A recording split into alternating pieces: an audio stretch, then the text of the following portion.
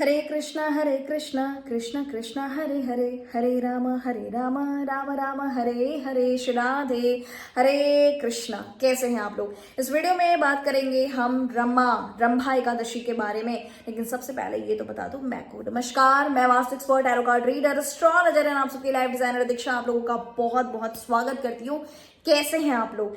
रंभा एकादशी, रमा एकादशी आ रही है 28 अक्टूबर दिन सोमवार को। व्रत का पालन हम करेंगे, लेकिन ये एकादशी 27 अक्टूबर को सुबह 5:23 पर आरंभ हो जाएगी।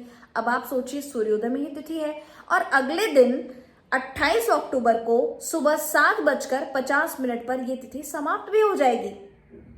अब ऐसे में दोनों ही दिन हमें सूर्योदय में जो है हमें एकादशी का ये खूबसूरत सा संयोग मिल रहा है। तो ऐसे में भला क्या करें? क्यों 27 को हम एकादशी व्रत का पालन नहीं कर सकते? क्योंकि 27 अक्टूबर की जो एकादशी है, ये मैं हर बार आपको बताती हूँ, ये एकादशी दशमी युक्त है। और दशमी युक्त एकादशी का व्रत जो है, अब शास्त्रों की बात करें तो हमें नहीं रखना चाहिए, क्योंकि माँ सीता ने भी ऐसा किया था और उनके साथ जो लंका में हुआ, जो रावण ने किया, वो सब आपको कहानी पता है। इसलिए हमें दशमी युक्त एकादशी का व्रत का त्याग करके हमें द्वादशी में एकादशी का व्रत रखना है। और व्रत हम 28 अक्टूबर को करेंगे।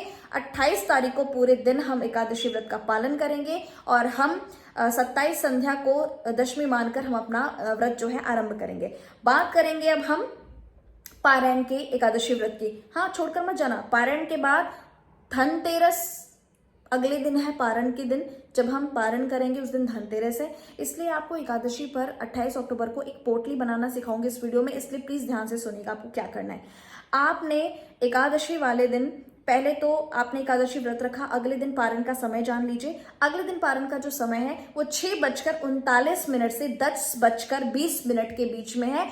29 अक्टूबर को आप पारण करेंगे, तो इसी समय के बीच में आप पारायण कर लें, क्योंकि एकादशी व्रत से भी ज्यादा इंपॉर्टेंट पारायण का है। पारायण करना आपको बेहद जरूरी होता है, इसका खासा ध्यान रखें। अब हम बात करेंगे, आपको एकादशी पर एक महा उपाय बताने जा रही हूं। आपको दिवाली की पोटली स्वयं बनानी है। आपको क्या करना है, आपको लेना है एक सिक्का, 1 का, 2 का, 10 का या 5 का, कोई भी सिक्के ले लीजिए, लेकिन वो सिक्के 11 होने चाहिए। अगर 1 रुपए का सिक्का हो तो भी 11 हो, 2 रुपए का सिक्का हो तो भी 11 हो, 5 का हो तो भी 11 हो, 10 का हो तो, अगर मिक्सअप सिक्के हैं तो भी 11 सिक्के होने चाहिए। 5 का है, 2 का है, 1 का है, 10 का है, मिक्सअप है तो भी कोई नई प्रॉब्लम नहीं है, चलेगा सिक्का। लेकिन आपको जो सिक्के लेने हैं वो 11 की संख्या में लेने हैं। 11 की संख्या में आपने सिक्के लिए। अब आपको इस सिक्के के साथ एक सोने का सिक्का, gold coin and silver coin, सोने और चांदी का सिक्का आपको इन सिक्कों के साथ रखना है। अगर आप कहेंगे कि सोने का सिक्का और चांदी का सिक्का तो नहीं है, या फिर चांदी का सिक्का है सोने का सिक्का नहीं है, तो फिर आप क्या करेंगे? तो आप थोड़ी सी हल्दी लेंगे।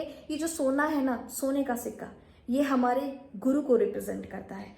चांदी का सिक्का वही शुक्र को रिप्रेजेंट करता है। अब गुरु का जो कारक है, गुरु, हल्दी जो है गुरु को रिप्रेजेंट करती है। तो आप हल्दी ले लीजिए सोने के सिक्के की जगह, चावल ले लीजिए चांदी के सिक्के की जगह। आप हल्दी और चावल को उन सिक्कों के साथ रखिए और उसे लाल रंग की पोटली में डालकर, बस आपको 11 सिक्के लेने हैं और सोने और चांदी के सिक्के हो तो बेहद उत्तम, ना हो तो हल्दी और चावल के साथ रख दीजिए। उसकी पोटली आपको एकादशी वाले दिन नारायण के चरणों में रखकर आपको पूजा करना है, गणपति जी को मनाना है, माँ लक्ष्मी का आगमन करना है। धनतेरस पर जब आप लक्ष्मी को अपने घर बुलाकर ले आएंगे, तो ऐसे में आप धनतेरस वाले दिन भी वो पोटली वहीं रहेगी और आप वहां पूजा करेंगे, उसका पूजन करेंगे।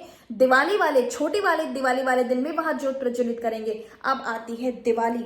दिवाली वाले दिन उस पोटली को आपने वहीं रखकर अच्छे से विधि विधान से, जैसे आप भोग लगाते हैं, जैसे आप लक्ष्मी की पूजा करते हैं, कैसे करना है, क्या करना है, मैं ये भी बातें आपको बताऊंगी अगली वीडियो में। वीडियोस को मिस मत कीजिएगा। अगर आप नए हैं तो सब्सक्राइब कर लीजिए, फॉलो कर लीजिए। जी हाँ, यहाँ पे बहुत सारी ऐसी बातें होती हैं जो कहीं नहीं होती।